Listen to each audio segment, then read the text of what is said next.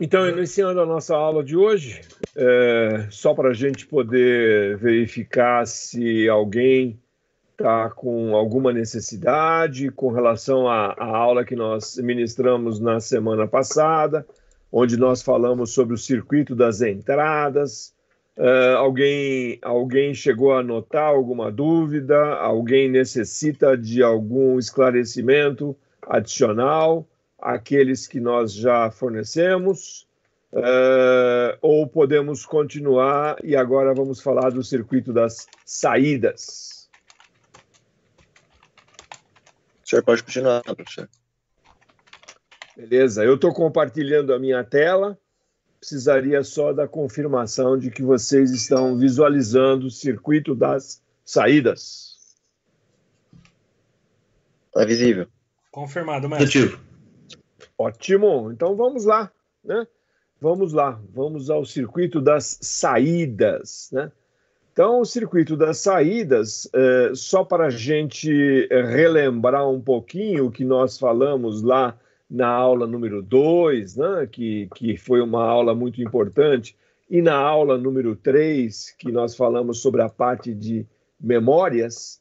Então, o circuito das saídas, na realidade, por se tratar de circuito, eles também são circuitos eletrônicos que fazem a adequação, né, que fazem a interface dos sinais.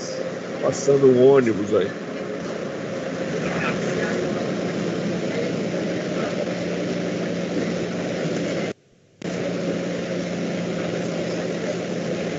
Não estou identificando quem está com o microfone. Ah, pronto. Estou, obrigado. Então, eles fazem essa interface, esses circuitos fazem a interface das informações que eles recebem de quem? Do processamento. Então, diferentemente das entradas, as entradas, se todo mundo está lembrado, as entradas, elas recebiam as informações dos dispositivos, né? Dos dispositivos de campo, né? Eram sensores, eram elementos de comando, de controle, e aí os circuitos eletrônicos faziam essa adequação, essa interface. Agora não. Agora nós estamos trabalhando com as saídas. Então, na realidade, o que eu tenho? Eu tenho o meu processamento das informações, feito lá pela lógica de controle, né? A lógica de controle que ela inclui o processador, o microprocessador e as memórias. E com base nesse processamento, essa tomada de decisão, levando em conta o meu programa e as situações que eu obtive das entradas, o que acontece? Essas informações elas ficam gravadas na memória-imagem. Só que agora é na memória-imagem das saídas, né? Essas informações, então, serão gravadas e ficam gravadas na memória-imagem das saídas. Então, eu tenho aqui, em particular, a gente mostrou aqui, só para ficar mais fácil, mais visível para todo mundo, a minha memória-imagem, onde eu vou ter lá os sinais que vão ser encaminhados, que vão ser enviados para as respectivas saídas digitais, né? As saídas digitais, e os sinais que ficam armazenados e que vão ser encaminhados para as minhas saídas analógicas, né? Então, formalizando isso, o que são os circuitos das saídas?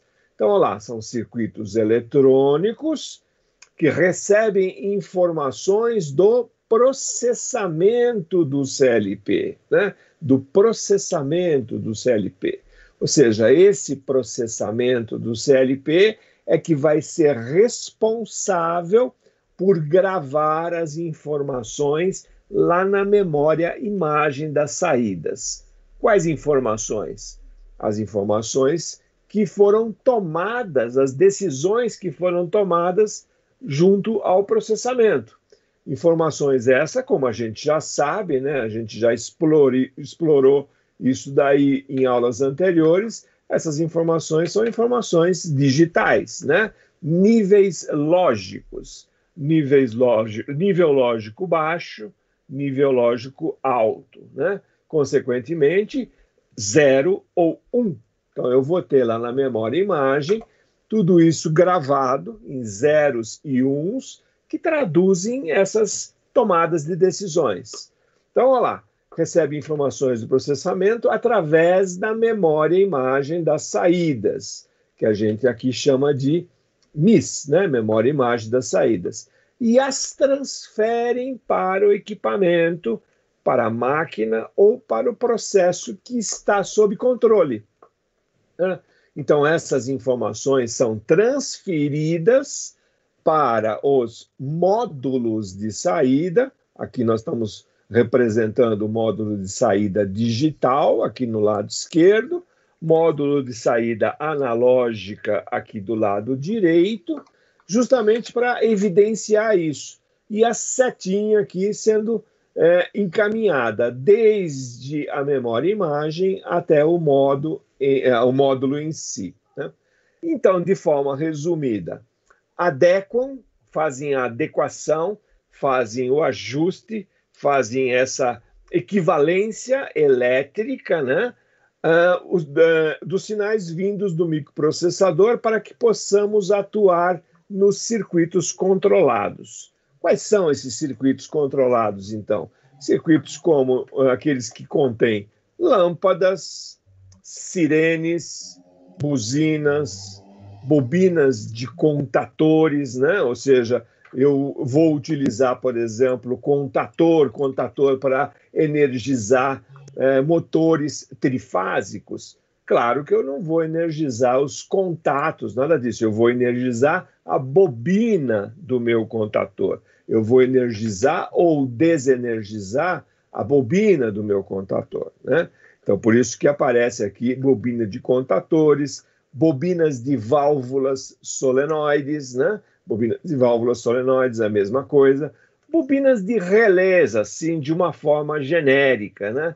E assim por diante, né? Etc, etc, etc. Ou seja, resumindo um pouco o assunto, ou seja, as saídas, elas estão fazendo uma interface com os atuadores, né? Tudo isso que nós estamos mencionando aqui, lâmpadas, sirenes, buzinas e assim por diante, eles são o que a gente conhece como atuadores, né? Eles é que vão atuar no meu processo, eles é que vão atuar na minha máquina, eles é que vão atuar no meu equipamento, né? Então, isso que são os atuadores, né? Baseados nessas informações que são recebidas do meu processamento, tá? Vamos lá, vamos para mais um. Depois eu dou um espaço para eventuais perguntas. Então vamos ver aí, ó lá, como é que funciona isso de modo bastante semelhante àquilo que nós fizemos lá com as entradas. Então, se a saída em questão, se uma saída qualquer, se um exemplo qualquer de saída receber a tensão correspondente, então imaginem que eu tenha uma saída no CLP que pode ser uma saída em corrente alternada ou corrente contínua, né? Essa saída pode estar sendo alimentada ou em corrente alternada ou em corrente contínua, tanto faz. Se ela receber a tensão, essa tensão que a gente está especificando aqui, significa que aquele dado, aquela informação referente ao processamento foi ligado ou foi acionado pelo programa do usuário. Isto é, se a saída recebe essa tensão, significa que esse dado, essa informação, essa saída em particular, ela foi ligada, ela foi acionada lá pelo processamento. Então, a memória imagem das saídas faz o quê?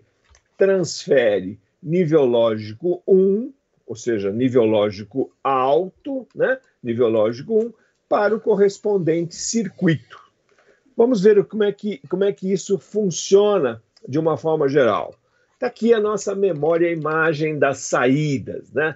Vamos supor que eu tenha uma memória imagem das saídas, claro, eu estou fazendo ela de forma bastante resumida, né? Não precisa colocar um monte de informações, se com 8 informações a gente também tem esse conhecimento. Então, imaginem que depois de analisada todas as informações das entradas, né? De executada o processamento do meu programa, né? O programa que está gravado lá na memória do usuário. Eventualmente, se eu vou fazer a troca de informações com a minha memória de dados também, né? Então, ou seja, tomou-se decisões, né? O processador, o processamento, finalmente tomou decisões. Quais decisões? Essas que estão aqui na memória. Então, por exemplo, se eu tenho 1 byte de informações, então eu tenho lá os meus 8 bits, tenho lá, por exemplo, no bit 1, um nível lógico 1, no bit 2, nível lógico 2, bit 3, nível lógico... Desculpe, no bit 2, nível lógico 1, no bit 3, nível lógico 1, e assim por diante, né? Isso é simplesmente um exemplo, né? É um exemplo para que todos entendam. Então, o que acontece aqui com o circuito das saídas? Então, o circuito das saídas, eles vão receber essa informação, né? Eles vão receber essas informações e vão realizar a escrita na correspondente saída. Se eu estou utilizando aqui 1 byte de informações, então eu estou utilizando aqui, só para ver um casamento aqui e ficar um negócio mais fácil de todo mundo entender, estou utilizando um módulo, um cartão, um bloco de saída também com 8 informações. Então, cada uma dessas 8 informações da memória imagem corresponde a uma saída física, né? Uma saída que vai fisicamente ligar ou desligar alguma coisa lá no campo, né? Ou na minha máquina, ou no meu equipamento. Estou tomando aqui uma saída que funciona em 24 volts corrente contínua, por exemplo, né? Isso é um exemplo, puramente um exemplo. Poderia ser qualquer uma daquelas tensões padronizadas que a gente tem para saídas. Então, estou tomando aqui uma de 24 volts. Bom, se eu estou recebendo, por exemplo, na saída 1, né? A saída 1 do meu processador mandou nível lógico 1, significa o quê? Lá na minha saída 1, que é essa primeira aqui, significa que eu vou ter um sinal de tensão presente. Qual é o sinal de tensão presente? Se eu estou trabalhando com 24 volts, nível lógico 1, significa que na saída 1 eu tenho 24 volts, né? Na saída 2, mesma coisa, 24 volts. Na saída 3, mesma coisa, 24 volts. Já na saída 4, o meu processamento disse, ó, ali é nível lógico 0, ou seja, não tem tensão presente. Significa o quê? Que aquele correspondente elemento, aquele correspondente dispositivo deve estar desenergizado, desativado. Então, na saída 4, eu tenho 0 volts, né?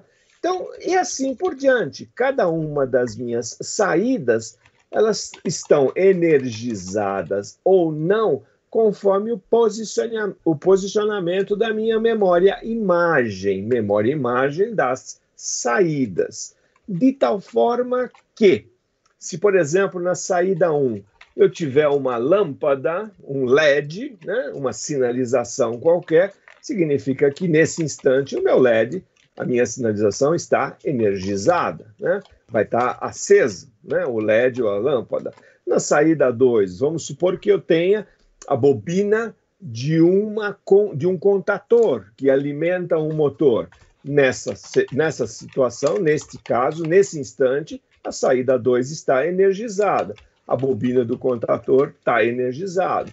Provavelmente, se o motor não apresentar algum tipo de problema, ele vai estar ligado, vai estar rodando, né? E assim por diante, né? Na saída 4, vamos supor que eu tenho lá uma válvula. Eu estou indicando aqui que eu tenho 0 volts, então significa que a bobina dessa válvula solenoide está desativada, desenergizada, e assim por diante, com todas as 8 saídas, né? Poderia ter mais saídas? Claro que sim, poderia ter mais 8, mais 8, mais 8, poderia ter quantas saídas fossem necessárias para o meu processo, e eu teria exatamente a correspondente memória-imagem do mesmo tamanho da quantidade de saídas, né? De tal forma que tivesse uma equivalência. Então é assim que funciona, pessoal. Dou uma parada aqui para ver se alguém quer fazer alguma pergunta, alguma observação, algum esclarecimento, e para mim também para o mestre Luiz poder acrescentar aquilo que ele julga mais conveniente. Professor, Pois não. nesse caso das saídas, são todas saídas digitais, né? No caso aqui, por enquanto, nós estamos trabalhando com saídas digitais. Mas eu posso te adiantar que a mesma coisa equivaleria às saídas analógicas. Eu teria bytes, no caso de saídas analógicas, provavelmente para cada saída eu teria 2 bytes, ou seja, uma palavra, uma word, mandando informações para a minha saída analógica. E a minha saída analógica aqui, ela faria uma conversão desse sinal. Nós vamos falar isso um pouquinho mais para frente.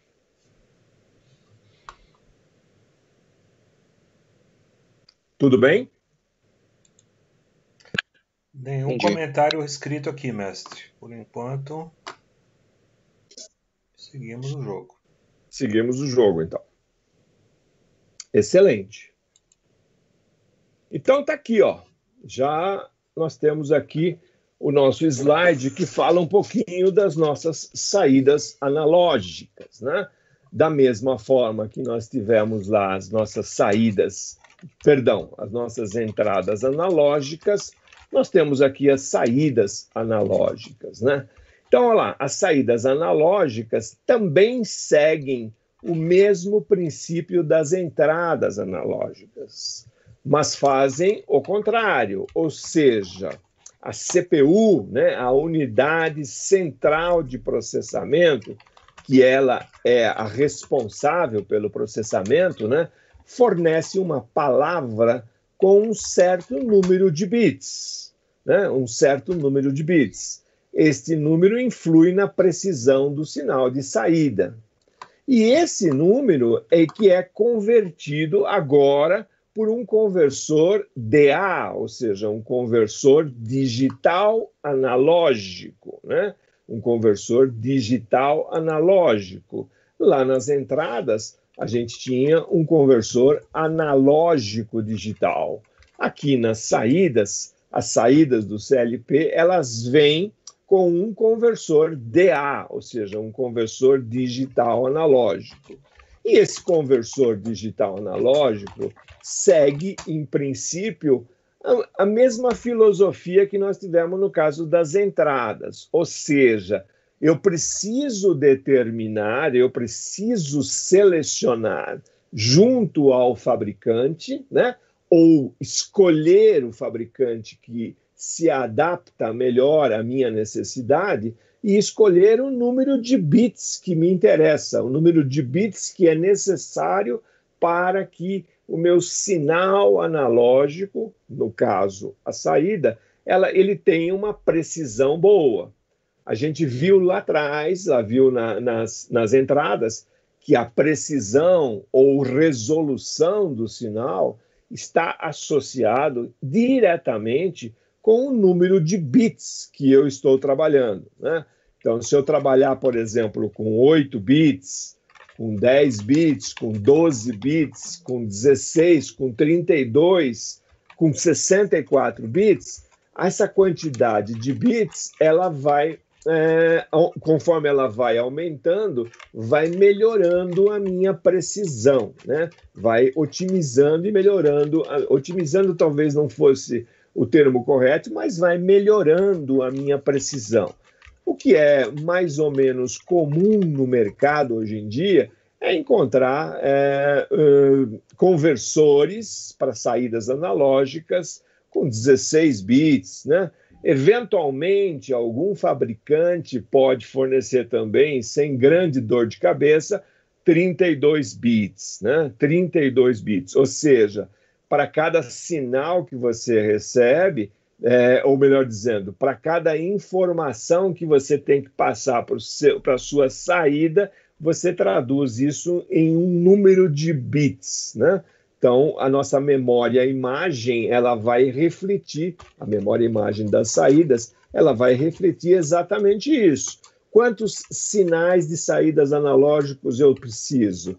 Eu preciso de 10. Se eu preciso de 10, qual é a resolução de cada um? A resolução de cada um é 16 bits. Então, já só para memorizar essas informações que vão chegar do meu processamento, eu vou precisar 10 vezes 16 bits, né? São 10 sinais, 16 bits cada sinal. Então, vocês vão começando a dimensionar a sua memória, né? A sua memória imagem das saídas, né? E aí, esse conversor digital analógico, ele pode trabalhar dentro daquelas faixas que a gente já conhece, né? Que a gente mencionou lá atrás, né? As faixas mais utilizadas são essas daqui, né? Mas eu diria que, por exemplo, para sinal de corrente, claro que a faixa que mais se utiliza é a faixa de 4 a 20 miliamperes, né? E para a faixa de tensão, né, se eu estiver trabalhando com sinais de tensão, normalmente trabalho com 0 a 10 volts, né? Então, tensão 0 a 10 volts, corrente 4 a 20 miliamperes. Eu tenho essas duas possibilidades. Eu posso trabalhar com sinais de tensão e posso trabalhar com sinais de corrente, né? Para os meus dispositivos atuadores de campo, né? Aí eu mostrei aqui embaixo duas figuras que procuram explicar um pouquinho esse detalhe aqui, né? Por exemplo, aqui, ó, um sinal de 4 a 20, né? Como eu estou trabalhando com a minha saída, dependendo da resolução, então o que eu vou ter? Eu vou ter na minha saída esses degraus aqui que estão mostrados aqui, né? De tal forma que esses degraus, a hora que eu faço a composição deles, eu extrapolo para uma linha conforme essa mostrada aqui, ou seja, o meu sinal ele vai variar de 4 a 20. Quanto maior a resolução, quanto maior a quantidade de bits que eu tiver, esses degrauzinhos, esses degraus, melhor dizendo, vão ficando menores, né? Eles vão sendo menorzinhos, e aí a minha resolução vai melhorando, né? Aqui do lado eu coloquei um outro gráfico que mostra exatamente a mesma coisa, só que para um sinal que varia, né, continuamente. Claro que o 4 a 20 também poderia ser um sinal que varia continuamente, mas aqui estamos mostrando um sinal que eu posso, ao longo do tempo, ir variando da forma que for necessária para ajustar o elemento lá. Então, em vermelho aqui aparecem os sinais digitais que que caminham desde o processamento, ou seja, eu vou estar recebendo esses sinais do processamento, e daí a curva específica do sinal analógico, ela é arredondada, ela é otimizada para esse valor que está aqui aparecendo em cinza, né? Em cinza. Então, eu tenho aqui os degraus, sinal digital e o sinal analógico, né? Dessa forma que é feito também a conversão digital analógica para o caso das saídas analógicas. Lá. Lembrando que também tem forte influência na precisão o número de bits, mesma coisa das entradas. Tá? Alguma pergunta? Alguma observação? Professor, Pois não. que frequência que a CPU atualiza as saídas? Que sequência? Você pode repetir, por favor, que deu uma picotadinha e eu perdi talvez uma ou duas palavras suas. Em que frequência? Frequência de atualização, é isso? Isso. Frequência de atualização. Tá, isso existe uma aula específica onde a gente vai falar sobre ciclo de varredura, né? Ciclo de varredura. Se eu não me engano, é a nossa quinta ou sexta aula. Ou seja, o CLP, ele faz exatamente um ciclo de funcionamento e é um ciclo fechado, né? É um ciclo fechado. Esse ciclo fechado, ele começa, por exemplo, com a leitura de todas as entradas, sejam elas digitais e analógicas, tá? A partir da leitura, ele faz a gravação dessas informações na memória imagem das entradas, tá? A partir dessa gravação, aí ele começa aquilo que a gente chama de varredura da parte do programa em si, ou seja, do processamento, né? Então, ele vai lá e processa as informações, pegando todas essas informações, comparando, analisando e tomando decisões. Essas decisões, logo em seguida, elas são armazenadas na memória imagem das saídas. E aí, depois de armazenada nas memórias imagem de saídas, elas são escritas nas saídas, são transferidas para saídas, tá? Então, a gente poderia dividir, isso a gente vai explicar com maior detalhe na aula, mas a gente poderia dividir esse ciclo em dois pedaços. O ciclo das entradas e das saídas e o ciclo do programa em si, né? Posso te adiantar que existem vários estudos, né, de que esse ciclo de varredura ele é muito rápido. Muito rápido. Muito rápido quanto? Depende. Tem CLPs que têm um processador extremamente poderoso, porque ele precisa disso, né? Ou seja, CLPs que trabalham com processamento extremamente rápido, e tem outros CLPs que têm um processamento não tão rápido, né? Então, CLPs que trabalham, como é que eu escolho um, como é que eu escolho outro? Depende da sua aplicação, né? Se você estiver controlando uma caldeira, você vai querer ter um CLP bastante rápido, né? Que mexe com temperatura e com pressão. Temperatura é uma variável lenta, mas pressão não. Pressão pode subir instantaneamente, então você precisa de um processamento muito rápido. Porém, se você estiver trabalhando com o processo de enchimento, esvaziamento de um reservatório de água para utilizar dentro da indústria, você não precisa de tanta velocidade, né? Então, você pode usar um CLP mais tranquilo, mais simples, né? Então, esse ciclo ele acontece na ordem de 10 a 20 milissegundos, tá? 10 a 20 milissegundos para uma determinada quantidade de entradas e saídas, né? Ou seja, é muito rápido, é muito rápido.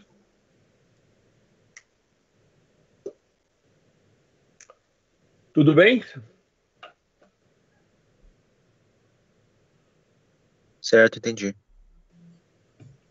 Ótimo. Mais alguma dúvida? Podemos ir em frente? Nenhuma relatada até o momento.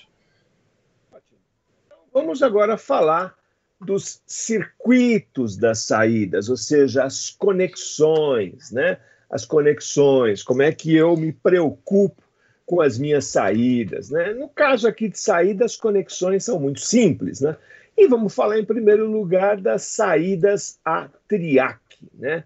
TRIAC, também conhecido como triodo, né? Que na realidade é um dispositivo eletrônico adequado para chavear, ou seja, para ligar e desligar em corrente alternada, né? Diferentemente do transistor, o transistor ele tem a capacidade de chavear somente em corrente contínua. Já o TRIAC ele é feito justamente para chavear em corrente alternada, tá? Aqui tem uma pequena explicação, né, para aqueles que ainda não tiveram essa parte de eletrônica, de potência, ou talvez estejam até começando a ter, aqui tem uma pequena explicação, né, que é baseado em tiristor, tal, mas não vamos entrar na profundidade, porque isso já não é numa aula de eletrônica, né, de circuitos eletrônicos. É importante saber que existe, ou seja, existem saídas a triac. O triac é esse elemento aqui que eu estou identificando aqui para vocês, né? São dois SCR, dois tiristores aqui, ligados através de um gate comum, né? E aí ele faz exatamente isso, ele consegue chavear corrente alternada. Bom, o que acontece? Ele começa aqui de uma forma meia diferente, mas aí a gente vai entendendo isso nos próximos slides. Ele tem uma vida útil maior do que a correspondente saída a relé. Significa o quê? Nós vamos ver já já que existem saídas a relé. Mas a gente, como já viu lá na primeira aula nossa, né, o relé tem uma característica um tanto quanto não muito boa, que é o fato de ele fazer as manobras através de sinais que desgastam os contatos, né? Então, esse processo de abrir e fechar e abrir e fechar, fazem ele se desgastar. Já no caso do triac, não existe essa atuação mecânica, né? É eletrônico, então não tem esse desgaste. Isso já é uma grande vantagem, né? Então, lá, nesse tipo de saída, o elemento acionador é um dispositivo de estado sólido, né? Ou seja, o triac, né? Como a gente falou agora, sendo seu uso para corrente alternada. Ou seja, aqui tem um exemplo de uma saída a triac do CLP, né? Então, por exemplo, aqui tem o conector comum, alimentação em corrente alternada, e aqui a minha saída especificamente que vai acionar uma determinada carga, né? Uma determinada carga lá do meu equipamento, lá da minha máquina, qualquer que seja. Então, o que acontece? Essa carga ela é alimentada em corrente alternada e esse dispositivo triac aqui dentro ele tem essa capacidade de fazer essa manobra de ligar e desligar cargas que estejam em corrente alternada. Tá? Aqui tem uma informação que eu acho que está um pouco desatualizada. Eu gostaria até que vocês atualizassem aí no material de vocês. Mas o triac ele acaba tendo uma capacidade de condução de corrente um pouco maior do que 1 ampere. Então, eu posso trabalhar com o triac, o mestre Luiz pode me ajudar nesse número, mas eu acredito que até na ordem de 3 a 5 amperes eu consiga. Não consigo, Luiz? De 3 a 5 amperes. E se precisar de mais, tem as novas tecnologias falando de GBT, né? GBT, exatamente. GBT aí sobe ainda mais essa capacidade nominal por saída, né? Perfeito. Esse número, sempre lembrando, esse número por saída. Por saída, claro. Estamos falando por saída, né? Então, esse é um dos tipos bastante, não diria muito utilizado, mas é utilizado, sim, nas saídas dos nossos CLPs, tá? As saídas a triac. Bom, além das saídas a triac, eu coloquei uma outra figurinha aqui que eu localizei numa literatura que mostra exatamente isso. Está aqui, ó, o triac, né? O triac. Aqui tem a saída, as conexões de saída do meu CLP, né? E aqui a parte da fiação de campo. Então está aqui a minha carga, né? Tudo mais. Uma coisa que eu gostei nesse lugar, apesar de que no anterior também tinha, é que como eu vou trabalhar com corrente alternada, né, e às vezes eu tenho aqui tensões um pouquinho maiores, é importante que essas tensões não venham aqui para dentro do meu CLP, né? Porque se vierem aqui para dentro do CLP, podem causar seguramente algum dano, né? Algum problema sério. Então, esse sinal é sempre feito através de um isolador óptico, né? Tem uma isolação óptica, né? Que faz exatamente essa função, justamente para que eu não traga tudo isso aqui para dentro do meu circuito lógico, de dentro do CLP e tudo mais, né? Então, essa é a forma que é feita no caso das saídas a TRIAC, né? Saídas a TRIAC. Muito bem. Já que já é uma saída mais comum, né? Que a gente já utiliza bastante em CLP, né? Quando a gente voltar para as nossas aulas presenciais, vocês vão ter a oportunidade de ver lá as nossas saídas todas que a gente tem num dos nossos laboratórios, são saídas a transistor, né? Saídas a transistor, né? Aí, consequentemente, são saídas que só podem manobrar, que só podem chavear em corrente contínua, né? Somente chaveiam corrente contínua, porque transistor ele só trabalha em corrente contínua. E ele usa a famosa estratégia que se conhece no caso dos transistor, né? Opa, perdão, mudou aqui, eu não queria fazer isso, está aí. Beleza. Uma pequena corrente aplicada na base do transistor possibilita chavear uma corrente maior na saída, né? Então, o esquemático, para que a gente possa entender um pouco melhor, o esquemático está aqui, né? Então, a saída a transistor, ela vai utilizar um transistor, né? Conforme esse que a gente está visualizando aqui, a base, o coletor e o emissor do meu transistor, né? No caso, esse aqui é NPN, né? Olha, o sentido da flecha aqui já mostra que ele é um NPN. Então, o que acontece? O módulo de saída, que é a transistor, o que vai acontecer? Através de um pequeno sinal, normalmente um sinal através de um fotoacoplador também, né? Tá vendo aqui que eu tenho um diodo emissor de luz. Aqui ele manda um sinal bem pequeno para a base do meu transistor, né?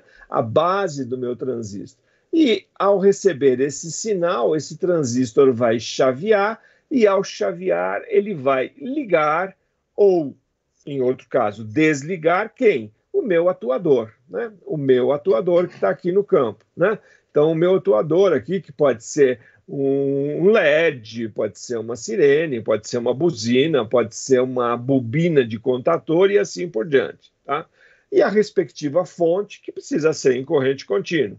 Essa fonte pode ser uma fonte interna ao CLP ou uma fonte externa, tanto faz, né? Um detalhe importante aqui, bastante importante, é a interface, né? Ou seja, nós estamos trabalhando com um transistor. O transistor também não tem uma grande capacidade de corrente, de circulação de corrente, né? Então, o que eu preciso cuidar aqui, preciso de muito cuidado, é de que se essa corrente que o meu atuador precisar para que ele faça a função dele for uma corrente maior do que a corrente que o meu transistor pode chavear, o que vai acontecer? Eu vou danificar a saída do meu CLP, eu vou queimar a saída do meu CLP. Isso é um problema grave, né? Isso é um problema bem grave. Então, eu preciso sempre tomar esse cuidado. Para isso, eu uso aquilo que a gente conhece como relé de interface, né? O relé de interface. Tem 2 slides aí para frente que eu incluí o relé de interface só para a gente poder explicar. Mas guardem essa informação, daqui 2 slides a gente volta nela. Mas o relé de interface tem essa função, ou seja, a corrente do meu transistor ela vai ser necessária e suficiente para energizar a bobina desse relé. E depois eu utilizo um contato desse relé para acionar o atuador. Mas já já a gente volta a falar nisso, né? Por último, aqui, a saída... Desculpe. As saídas a relé. Então, as saídas a relé, essas seriam as ideais de a gente utilizar, né? Por que ideais? Porque, na realidade, quando eu tenho um relé, né, interno ao CLP, esse relé vai ter um contato, e esse contato ele pode ser utilizado tanto para ser acionado em corrente contínua, como em corrente alternada, né? Tanto corrente contínua como corrente alternada. Porém, temos de novo esse detalhe que eu acabei de mencionar para vocês nas saídas a transistor, que é a capacidade de condução de corrente. No caso anterior do transistor, e aqui é do contato, né? Esse contato, nós não podemos esquecer que nós estamos trabalhando com um micro-relé, né? É um micro-relé que fica dentro de um módulo do cartão de saída do meu CLP. Então, esse micro-relé, ele tem lá uma bobina, essa bobina é acionada internamente, e aí eu tenho, cada bobina dessa tem um contato, e esse contato é que é responsável por acionar o meu atuador, né? A minha carga que está lá no campo. Porém, eu tenho que tomar muito cuidado, bastante cuidado exatamente com isso, ou seja, verificar se a especificação da carga é condizente, é compatível com a saída do meu CLP. Porque da mesma forma que no caso do transistor, se eu mandar acionar uma carga, essa carga consumir uma corrente maior do que a capacidade do meu contato, a saída do meu relé, a saída do meu CLP, perdão, a saída do meu CLP será queimada, será danificada, né? E um outro detalhe, as saídas a relé, elas têm um custo um pouco maior do que as saídas a transistor, né? Então, as saídas a relé, elas custam um pouquinho mais quando a gente vai trabalhar com CLP, tá? E como a grande maioria dos nossos equipamentos, dos nossos sensores e atuadores, eles trabalham com circuitos eletrônicos, na realidade, o que tem mais no campo, o que tem mais vamos dizer, de informações, o que existe mais de utilização são as saídas a transistor, né? Bom, vamos explicar um pouquinho, eu prometi para vocês, eu coloquei aqui esse último slide, ele serve para saídas a relé, mas também serve para saídas a transistor, né? E aqui eu estou mostrando exatamente o relé de interface, né? O relé de interface, que é esse aqui, que eu estou sinalizando para vocês, identificado com CR1, né? CR1. Imagine o seguinte, então eu tenho lá um cartão, um módulo de saída, né? Um módulo de saída do meu CLP, né? Esse módulo de saída pode ser alimentado, no caso aqui, ou em corrente alternada ou em corrente contínua. Agora, imaginem que eu tenha lá a minha carga, né? A minha carga no campo, está aqui o meu motor, né? Tenho lá um motor no campo sendo acionado. Claro que aqui é a bobina, né, do meu motor, né? Então, o que vai acontecer? A bobina desse motor seguramente tem uma capacidade de condução de corrente muito maior do que a saída do meu CLP. Então, é para isso que eu lanço mão desse relé, chamado de relé de interface, né? Então, esse relé de interface, eu utilizo aqui ele numa determinada saída, por exemplo, estamos usando aqui na saída 3, né? Estou usando em 24 volts de corrente contínua, tá vendo? Estou alimentando aqui o relé de interface e um contato do relé de interface vai ser utilizado para energizar a bobina do contator que aciona o motor. E, por exemplo, essa bobina pode trabalhar em 120 volts corrente alternada, né?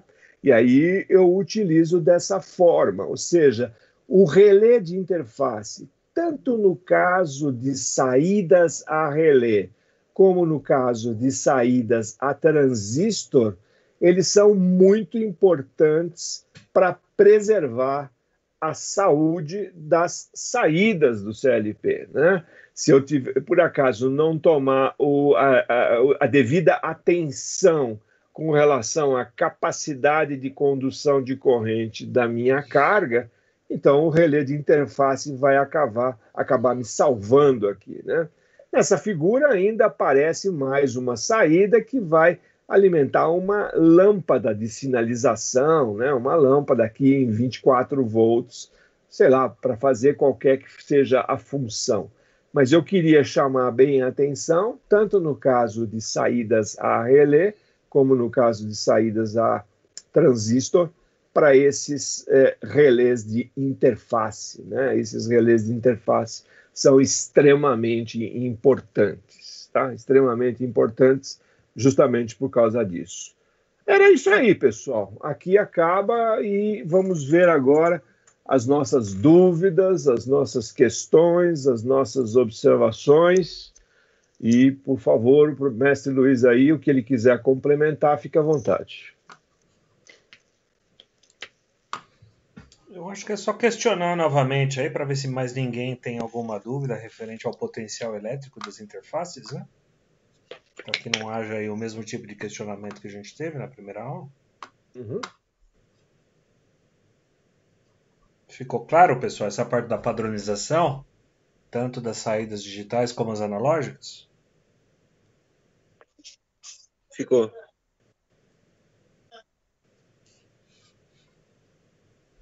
Acho que é Sim, isso, professor. mestre. Daqui ninguém comentou mais nada. Nenhum comentário aqui, nenhuma mão levantada.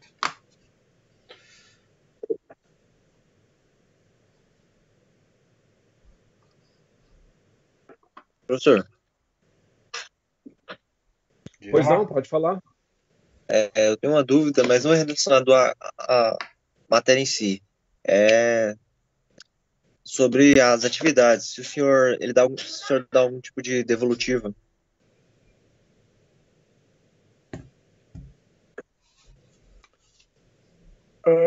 Quem é que está falando, por favor? O Adiel. Adiel. Olha, nós podemos dar devolutiva, sem nenhum problema.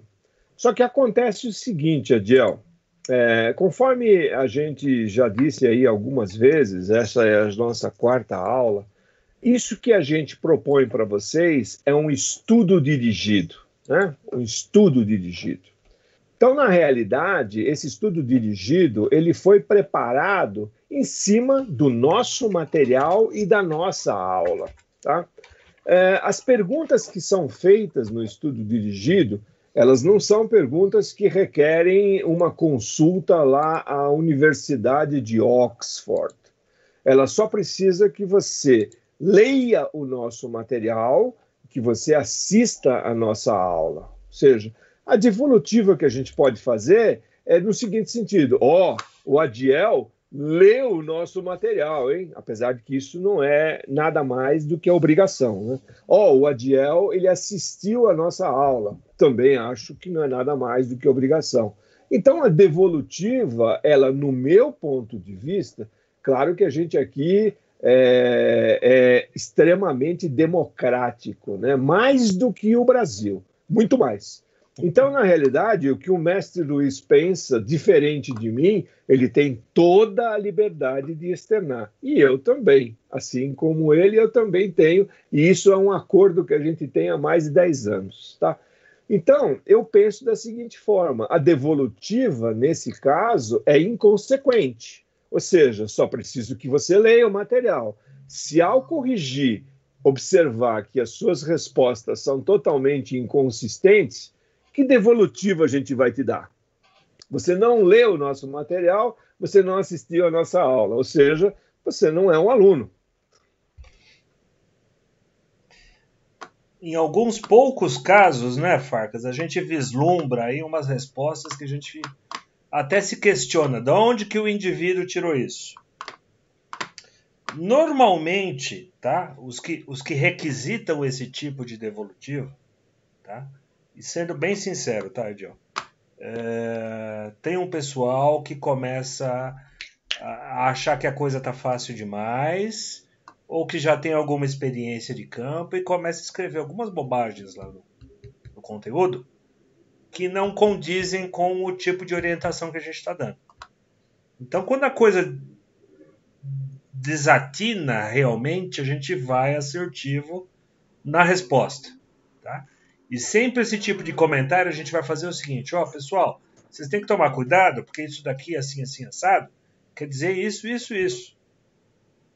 Tá? Então, uma primeira leitura de que a coisa está indo bem, olha, esse tipo de comentário ainda não surgiu. Tá? Mas, infelizmente, a partir da terceira, quarta, o pessoal começa a achar assim, eles não estão lendo. Deixa eu botar a receita de miojo aqui.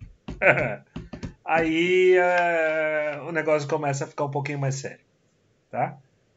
Então, se realmente a gente começar a perceber respostas que estão muito fora do contexto, respostas copiadas, excesso de pontos, né? O cara não soube responder, mas como a resposta é obrigatória, o cara vai lá e responde com 1 ponto.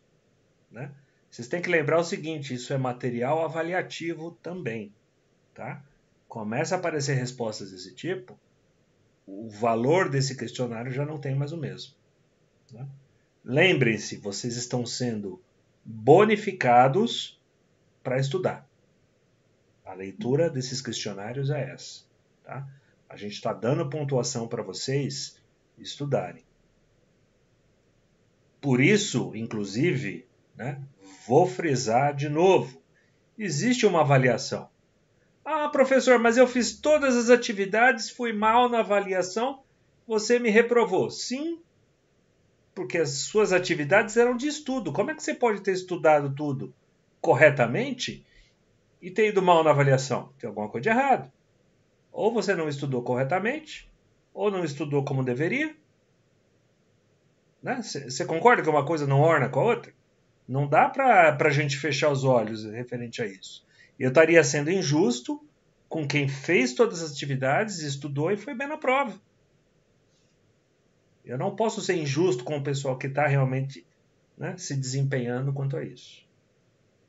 Então, Odiel, o que a gente tenta estimular, né, e construir em vocês é essa segurança. Olha, essa resposta está certa. Vocês têm que estar seguros disso que você está respondendo. Você tem que ter pesquisado junto a esse material, assistido a aula, prestado atenção num nível que te dê essa garantia. Não, essa resposta está certa, está lá no texto. Está certo. É isso que a gente se estimula. Tá? E faço das palavras do Farcas a minha leitura aqui, ou seja, a gente é muito democrático e muito transparente. Eu acho que em alguns momentos até demais. Mas como o que define aí é o senso comum, então a gente acaba adotando alguns parâmetros aí medianos para estar apresentando para vocês. Ok, Gel? Então, vai na fé, cara. Se você, eu prefiro, por isso que outro detalhe, né? Escreve lá, você está na dúvida, não entendi a pergunta ou não consegui responder. Essa é a típica resposta, né, que a gente poderia estar te respondendo. Mas isso faz sentido com uma questão, com um detalhe de uma questão, que na verdade, né, o que a gente espera é que esse questionamento venha no chat, e aí no chat eu vou esclarecer pontual para você que você faça o preenchimento do questionário corretamente. Sim. Entendeu a mecânica da coisa? A gente está tentando construir uma autossuficiência com vocês. Né? Esse é o nosso objetivo aí. Então, vocês têm que brigar por isso. Tá?